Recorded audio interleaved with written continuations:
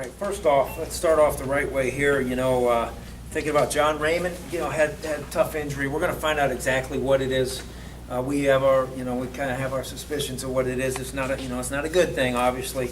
Let's just keep our thoughts and prayers for John and his family in a tough situation. And then moving to the game, looking at it, we got outcoached today. I got outcoached as a head coach. Coach Johnson definitely is 1-0 against Coach Shafer, and disappointed in myself. Really am, because we went into it, thought we had a good plan, but really we got our butts kicked today, and that starts with me. And so I look forward to the next challenge. It's going to be a while before I get to play against him again, but I can't wait personally. And then, we look forward to this next game, Wake Forest. Now, we have 2 weeks to get ready for it, so it's going to be really key, that we bounce back starting tomorrow. So we're going to look at the issues that we have in our game today, and we're not going to dwell on them too long. We're going to try to move forward as quickly as possible, try to find a handful of positives if we can, such as Brisley Esteem. That was exciting for me to see him get out there and make some plays with the return game. But really, at the end of the day, poor job by me. I got out-coached today, and got to give our kids a chance. And all I ask of the kids is we need to solidify and clean up the penalties. Those are the things that, we need to do a better job controlling. We talk to the kids all the time about controlling the controllables. And, an effort mistake as a penalty is one thing. A great effort play and he hits a guy in the back is one thing. But it's the pre-snap and the obvious holds and that sort of thing that we have to clean up. We need to mature quickly as a team, and we can't let those things beat us, as well as the turnovers. So, all in all, it's we win as a team and we lose as a team, and it starts right here. The buck stops with Coach Shafer, and we need to do a better job. I look forward to seeing the whites of the kids' eyes tomorrow, and having a good Sunday as we start to prepare early for a quality Wake Forest team. And with that, any questions you'll have? Yes, Coach. How shocking was the score? Because both teams came in 3-3. Now, this how shocking is this, considering that you were coming? Not shocking at all. I look forward to playing the next game, and it's football. Sometimes you get your rumps kicked. We got our rumps kicked today, and it's a great job by your Georgia Tech team, and I wish them all the luck in the future. Next question. Scott, you talked about how you guys started preparing for this a while ago. Yeah. What was it about the 3-4 that you thought might provide a little bit of Well, advantage? you go two ways with it, and we felt like we couldn't do both. And maybe that was a big mistake on my part. Maybe we needed to be a little bit more multiple. Our multiplicity was going to be lining up into the 3-4 and changing who the read and the speed of the read would be. And they did a great job blocking us today. Football's still a game of blocking and tackling. And really, when I look at it, I say they blocked us better than we got off of blocks and put us in compromising positions to make one-on-one tackles. That's what a good option team does. And a good defense needs to do a better job defending it, first and foremost with scheme and answers. And that's where, I look at myself and say, poor job, Coach Shafer.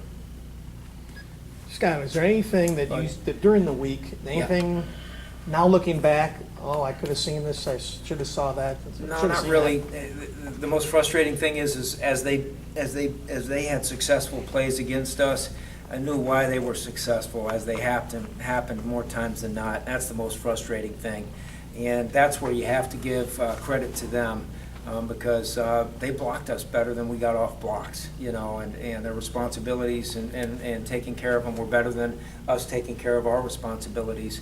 And so we got to keep on looking at that. We won't play a true option team here, obviously, for a while. So we'll go back. We'll put this one in the closet and know exactly where it is. And when the season's over, go back to work on, how do we do a better job defending a well-coached option team like Paul Johnson's. But that to me, that was what it was. They did a better job really blocking us. And there's a fine line there because you guess a lot. There was one they hit us on late, where we kind of guessed a little bit and tried to do something, and when you get to that point, you know that they really they did a good job beating us with the fundamentals of football and their offense versus our defense, and it's extremely frustrating. I can't wait to try to fix it in the off season with that scheme. And right now, though, we don't have time to look at that. We got to look at the next game, and that's Wake Forest, and that's where our focus is going to be. You got 2 weeks to get healthier, get smarter, and put together a great plan on both sides of the ball and the kicking game against a good, well-coached Wake Forest team.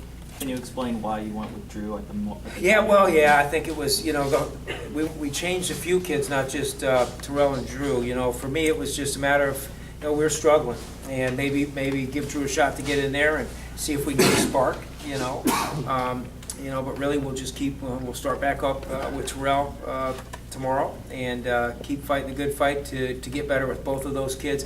As I've stated forever, both good kids, both unselfish kids, both pulling for one another.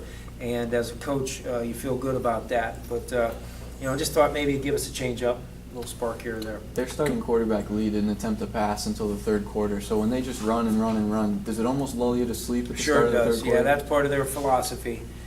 Test your discipline, and their discipline was better than our discipline today.